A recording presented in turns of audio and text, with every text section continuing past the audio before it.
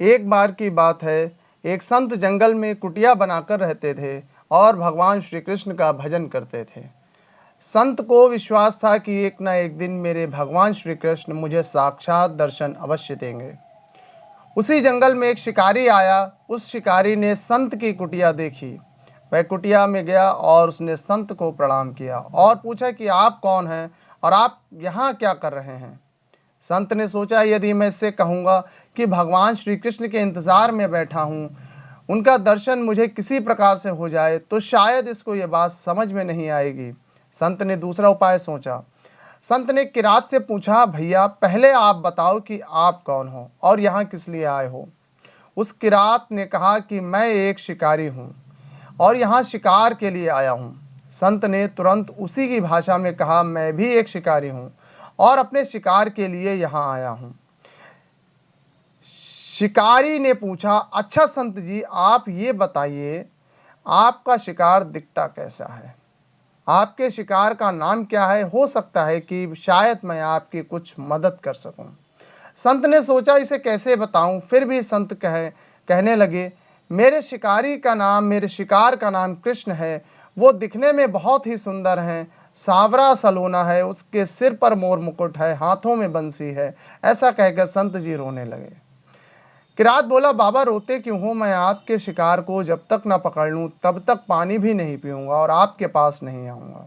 अब वह शिकारी घने जंगल में अंदर गया और जाल बिछाकर एक पेड़ पर बैठ गया। यहाँ पर इंतजार करने लगा, भूखा प्यासा बैठा हुआ है। एक दिन बीता, दूसरा दिन बीता और फिर तीसरा दिन। भूख प्यासे किरात को नींद भी आने लगी। किरात सोचने लगा, कहीं ऐसा न हो वह शिकार भी ना मिले और भूख प्यास से मेरे प्राण निकल जाए। लेकिन फिर उसे वे याद आया कि मैंने संत जी को वचन दिया है और भले ही मेरे प्राण क्यों ना चले जाएं, मैं संत जी को दिया हुआ वचन नहीं तोड़ सकता। तब तक अन्न जल नहीं ग्रहण कर सकता जब तक मैं उनके शिकार को पकड़ कर ना दे दूं। बांके बिहारी को उसके भाव पर दया आ गई। भगवान उसके भाव पर रीझ गए। भगवान मंद मंद स्वर से बांसुरी बजाते हुए आए और स्वयं आकर उस जाल में फंस गए। जैसे ही किरात को फंसे हुए शिकार का अनुभव हुआ तो तुरंत नींद से उठा और उस सांवरे भगवान को देखा। जैसा संत ने बताया था, उनका रूप हूबहू वैसा ही था। वह अब जोर जोर से चिल्लाने लगा, मिल गया, शिकार मिल गया। शिकारी ने उसे शिकार को जाल समेत कंधे पर बिठा लिया और शिकारी कहता हुआ जा रहा है, आज 3 दिन के बाद मिले हो, खूब भूखा प्यासा रखा, आज तुम्हें मैं छोड़ने वाला नहीं हूँ। शिकारी धीरे धीरे कुटिया की ओर बढ़ रहा था। जैसे ही संत की कुटिया आई तो शिकारी ने आवाज़ लगाई, बाबा बाबा। संत ने तुरंत दरवाज़ा खोला और संत उस किरात के कंधे पर भगवान श्री कृष्ण को जाल में फंसा देख रहे हैं।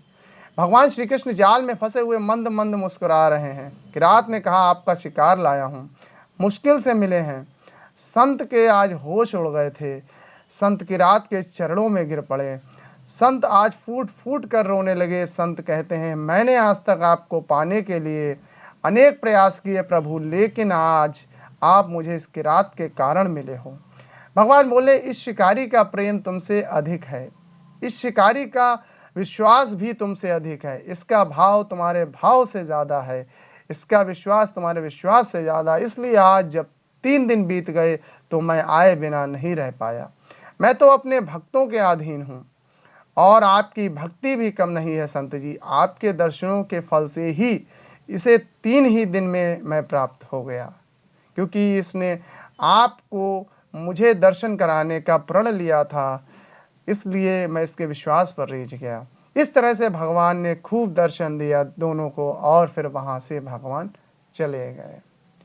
अंत में संत ने किरात को भी समझाया, ये स्वयं भगवान थे और मैंने तुमसे जो बात कही थी वो भगवान की ही कही थी। तो संत जी उसे बड़ा प्रेम करने लगे और किरात भी, शिकारी भी शिकार का काम छोड़कर संत जी का शिष्य बन गया। सत्य है मित्रों, भगवान के प्रति आस्था हो, विश्वास हो, प्रेम हो तो भगवान को मिलने में देरी नहीं होती है। भगवान स्पष्ट रूप से कहते हैं कि मैं केवल प्रेम से ही मिलता हूँ, विश्वास से ही मिलता हूँ, इसके अतिरिक्त और किसी चीज़ से नहीं मिलता हूँ। राम ही केवल प्रेम प्यारा, गीता में भी कहते हैं, भागवत में भी यही कहते हैं, भक्त्या हम केवल ग्राहिया, मैं केवल एकमात्र भक्ति से ही मिलता हूँ। भक्त्या त्वनन्या शक्य, एकमात्र भक्ति में ही सामर्थ्य है जो मुझे प्राप्त करा सकती है। साथियों, अगर आपको ये प्रसंग अच्छा लगा हो तो इसे लाइक और शेयर ज़रूर करें, और आपको इस प्रसंग में क्या अच्छा लगा कमेंट करके ज़रूर बताएं। और इस तरह के वीडियोस को पाते रहने के लिए चैनल को सब्सक्राइब कर बेल आइकन को प्रेस अवश्य कर लें। जय जय श्री राधे।